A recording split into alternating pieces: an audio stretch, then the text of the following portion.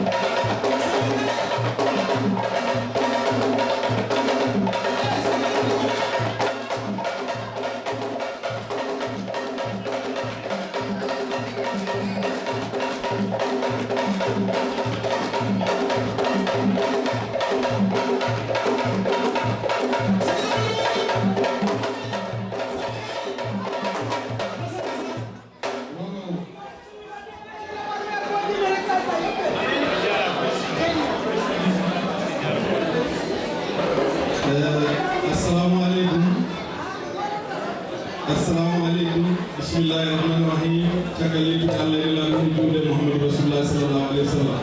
Yan wala département. Women de organisation de vernissage de Yomihal et Pular wala wolof. Mami ben peut-être que moi français, comme nous m'avons yomi madame humanité Yomihal. Avant tout, monsieur le ministre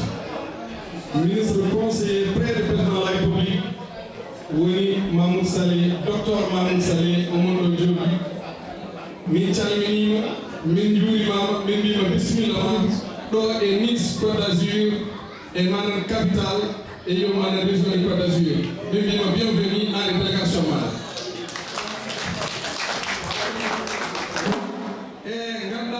Mbela ina wani min gar beño e min belti hande sabu min jira ma ko Macky Sall joni le président de la République parce que ko kamp ittuma vraiment déplacé ya art tawta do ñalom ndemi bari dum société wala min accordé et donc le Sénégal fof non man ha do no wala sen man ha do français mais du Sénégal et le Sénégal fof et ko délégation mo ardi ngandon ko mawɓe meɗen wonɓe ɗo e nder France ko kamɓe président Macky joƴini ɗo e min komi cafal e nder maɓɓe ko ɗum ɓeɗo DCI joɗiɓe ɗo ɓe 60 section mbaɗaɗo ɗo e France ko kamɓe mbaɗi ɗum validé ɓe ɗo joɗi e dow konngol Macky Sall ɗum hannde yimɓe fof yiɗi ganda ɗum aɓeni kala ɗo section waɗa dossier mum tiñina ko kamɓe mbaɗi ɗum soɓe mbaɗani ɗum ala mbaɗo ɗum noon on jarama gacce ngalama e so tawi kadi ɓe mbaɗano déplacement ɓe ngari ɓe tawtawno programme ɗum hawnoto no feewi par ce que ko kamɓe mbaɗi accordé ñalawma oɗo e oɗo programme kala komin mbaɗa ko mamin mbayinoɓe ɓe dokka min konngol ɓe mbiya yomin mbaɗ walla komin mbaɗ kala ñalawma wonno leeroli ni journée de soutien président de la république nemin ƴetti ɗum de décision ko kamɓe DCD dokki min accordé mbiyomin mbaɗ ñalawma o ɗum noon gandon ɗum bandiraɓe ñalawma ko ñalawma mawɗo ko ñalawma fotani yejjidede e mi jumnataɓe haala no feewi monsieur le ministre ganda France fof mobilise kewɓe gari ɗo henna e ko addi fof Allah jarama on jarama yo Allah teddi noon onon des organisateurs joɗiɓe ɗo ɓe ɓeɗo gummima Marseille ɓe gummima Lyon ɓe gummima Bordeaux kamɓe fof ɓe gari e ɓenɗo jooɗe sale ɓeɗo gummima Cannes ɓeɗo gummima Marseille ɓe gummima La Ciotat ɓe gummima Aix-en-Provence kamɓe fof ɓeɗo jooɗi monsieur le ministre tous ces délégations là ils sont là kamɓe fof ɓenɗo donc no pamir toon bandiraɓe sehilaɓe ñalawma hannde o ko ñalawma poɓɓe teskede sabu ala ɗo jiiɗen président ummi neɗɗo wi ɗum yo ar taw kadi ko neɗɗo ɓattiɗo ɗum ha fode oɗo o ko kanko woni oɗo woni oɗo woni kanko bandiraɓe sehilaɓe wonko Allah waɗani en enen Nice naɓe enen France naɓe enen région ngaji ɗi fof ɗo henne hannde donc ñalawma soutien président de la république ngandon en ganda goɗɗo so wona président de la république Macky Sall koto nanduɗen en ganda goɗɗo so wona Macky Sall foɓɓe yimɓeɓe nana ko Macky Sall koto goto nanduɗen en ganda goɗɗo Macky Sall koto nanduɗen en ganda goɗɗo so wona Macky ngandon ɗum bandiraɓe sehilaɓe mbiɗo wasiyi en kala ɗo mbaɗɗen daroɗen keɗen caggal Allah keɗen caggal Macky par ce que ɓenen nayima hawo joɗiɗo ɗum noon en nawatama hawo joɗiɗo naade kadi mo yaɓɓe ɗumen paradelde ɗum noon daroɗen e jiñanden ɗo wayi Matam ko wayi on yi région ngaji Sénégal ɗi fof ko wayi ha hannde koye nanɗo o dañi ɗum noon daroɗen Allah jarama on jarama monsieur le ministre mawɓe Nice naɓe nanɗo joni qui sont retraités Oumar Diamoguel Yaya Ba koye mawɓe amen ɗo e nder Nice ɓe jeeya ɓe ɗo jooɗi ɓe ngari ɗo koye mawɓe région ne kadi ɓe jeeya kala ko waɗete ɗo e daygaji ɗi ko maɓe titineɓe ɓe jooɗo ganda kadi monsieur le ministre Demba Lewa en nanɗo jooɗi Ceerno Tall en nanɗo jooɗi Mamadou Nengi nanɗo jooɗi ganda kadi monsieur le ministre rewɓe ganduɗa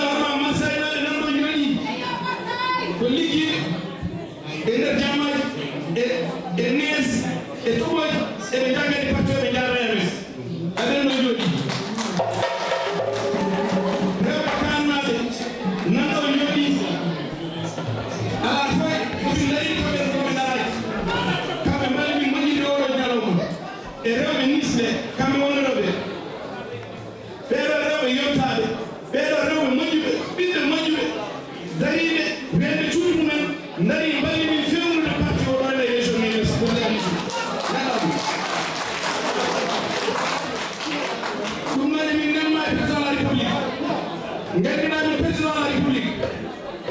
et nena ke asman ko ciutu ko woni do ko fof ko heedi ko caggal Macky Sall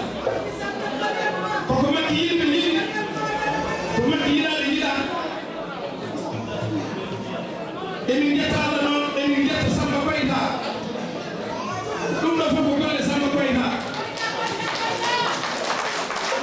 dum do fof ko golle Aliou Ndao Fall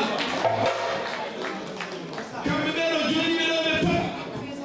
ngannda hoorema ko sattidiɓe ko kamɓe nin ɗi collaboration e liggoɗi min jaade mabɓe wonede bon élève monsieur le ministre puisque enseignant ji ɗi jogui ɗo ni eɗen jaade mabɓe pour toujours eɓe mbaɗi suivre manam objectif mabɓe e miide mabɓe e haqqillaji mabɓe donc monsieur le ministre mbiɗi jettinanamin ballamin o Racine Palla directeur RTS nde watten hakkille e oɗo Mamadou Ndiaye oɗo woni journaliste amen ɗo radio galère gila parti o sosare régionnaire kala ganduɗa hoorema événement peɗoɗo ko fate politique ko kamɓe arata on couvrir ɗo kadi omo wonde mini koye Mamadou Baye nanaro ganduɗa hoorema ɗeɗo sukaɓe journaliste en ɗo gani ina dari ina balli min jettinana min président de la république calminali amen fade makko emin gandi on wattamen haqqille emin ɗiɗi o ɓeydo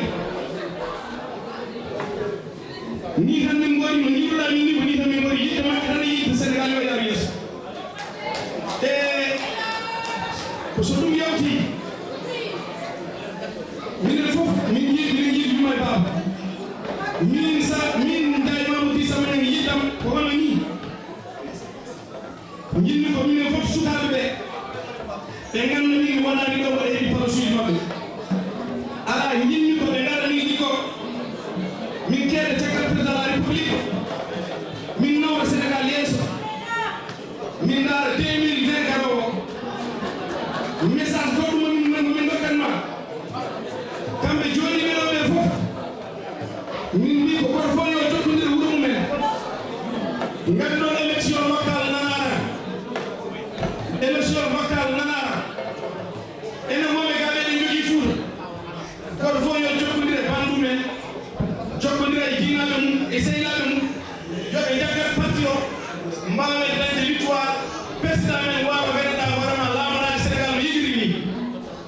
bandiraɓe sehilaaɓe mbatten haqqillaji e on terno moƴƴo en nelimo kanko ministre o noon eɗen mbiya Macky Sall andi ko yiɗani hoore mum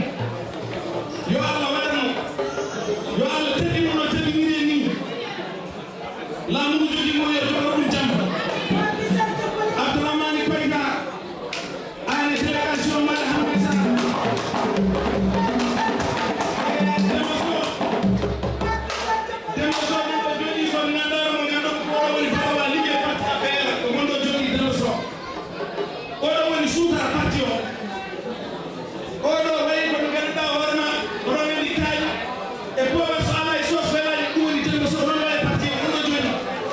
foɓɓaɗeɓe seeɗa yimɓeɓe dana oɗo Demba Sow kono neɗɗo baɗɗo fayiɗo mo wonde gorko cuɓal o ɗo biɗen Hamad Sarr kono neɗɗo baɗɗo fayiɗo